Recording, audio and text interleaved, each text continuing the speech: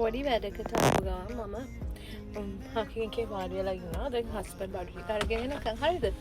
එතකොට මම දැක්ක දෙයක් මෙතන ගොඩක් වාහන පාක් කරනවා. කරලා මේ පාර ක්‍රොස් කරලා හැපැතට ගිර තමයි අර හරිය ග්‍රොසරිස් තියෙන්නේ. අපි මේ සිඩ්නි වල බඩු ශ්‍රී ලංකන් ඇන් ඉන්දියන් ගොඩක් බඩුක් තියෙන හරියක් තියෙනවා.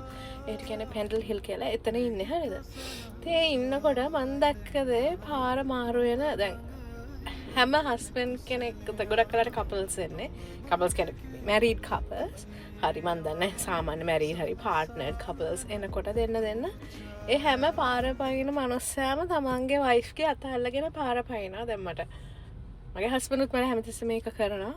මං කල්පනා කරා එක හරි ලස්සනයි. දැන් අපි දෙන්න ආදරය කරලා කසාද බැන්දේ අවුරුදු ගාණක්. ඒ වගේම දැන් ප්‍රොපෝසල්ස් වලින් බැඳපු කට්ටිය ඇති. හැබැයි කොච්චර කාලය ගියත් දරුවෝ හම්බුණත් ඒක වෙනස් නොවි අර තමන්ගේ වයිෆ්ව හරි තමන්ගේ පාර්ට්නර්ව කාව හරි එහෙම මේ ඒක හරි අමුතු ඒක අර හිතලා කරන්නේ නැතුව නිකම් වෙන ෆීලින් එකක් නේද? ඒක අර නිකන් ජෙනුයින්ලි ඒක හිතන්නවත් නැතුව මිනිස්සු ඒ දේ කරනවා. ඒක තමයි මං හිතන්නේ රිලේෂන්ෂිප් එකක් කියන්නේ.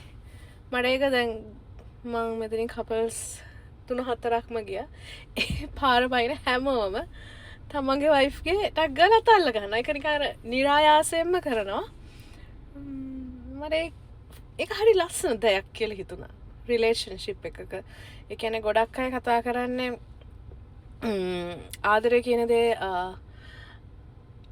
මොකද කසාද බඳින්න කලින් තියෙන ආදරය ගැනනේ. හැබැයි කසාද බැන්දලත් පස්සේ අවුරුදු 10ක් 15ක් 20ක් ගිහිලත් ඒ දේ ඒ විදිහටම තියනවා නම් you have one in life, right?